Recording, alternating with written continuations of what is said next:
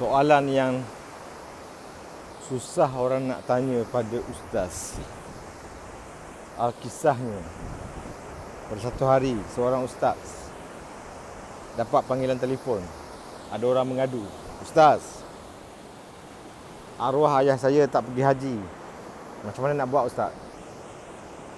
Ustaz tu cakap, "Awak buatlah badal haji, upah orang kerjakan haji untuk arwah ayah kita. InsyaAllah terlepaslah ayah kita daripada tuntutan haji yang wajib tu." Okey, tak lama kemudian orang tu call lagi, "Ustaz, arwah ayah saya tak bayar zakat. Macam mana nak buat?" Ustaz cakap, "Okey, listkan semua harta ayah awak and then kira nisab dia. Berapa peratus pergi tak pejabat zakat bayar." Alhamdulillah, selesai. Lepas tu orang tu call lagi, bagi tahu, "Ustaz, arwah ayah saya tak puasa. Macam mana nak buat?" Okay, ustaz cakap, listkan berapa hari puasa yang dia tinggal tu, ke umur dia, berapa tahun, dan bayarlah fidyah. Bayar fidyah. InsyaAllah akhirat nanti adalah ruang dan peluang untuk Allah SWT ampuni dosa ayah kita tu,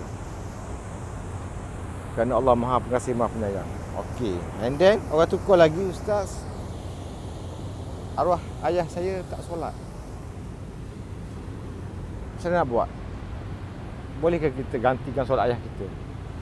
Bolehkah kita badalkan, kita upah orang solat untuk ayah kita?" Tak boleh, tuan-tuan. Tak boleh. Tak boleh. Solat ni tak boleh diganti oleh siapa-siapa pun.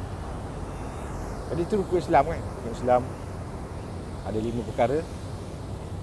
Yang kelima, haji boleh ganti, boleh upah orang. Zakat, anak kita boleh tolong bayarkan. Puasa boleh bayar fidyah. Solat tak boleh, tuan-tuan. Dan yang pertama, kalimah thayyibah ni hak dia dakwah. Ada tak orang call ustaz, tanya, "Ustaz, arwah saya tak pernah berdakwah, ustaz. Macam mana nak buat?" Lagilah tak boleh nak ganti kan. Solat pun tak boleh nak ganti, dakwah lagi tak boleh nak ganti.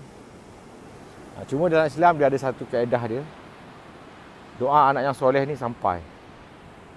Maka kita sebagai seorang anak, jika ditadikan mempunyai ayah yang tidak menunaikan solat, na'udzubillah, tidak menunaikan dakwah, maka kita, amal soleh kita tu sampai, amalan anak doa soleh tu sampai pada si ibu dan si ayah, dan memberi manfaat.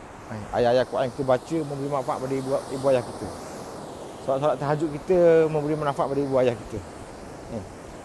Dakwah kita juga memberi manfaat pada ibu dan ayah kita, insya-Allah. Jadi tuan-tuan, buatlah kerja amal ma'ruf nahi munkar untuk kebaikan kita dan juga keturunan kita dan juga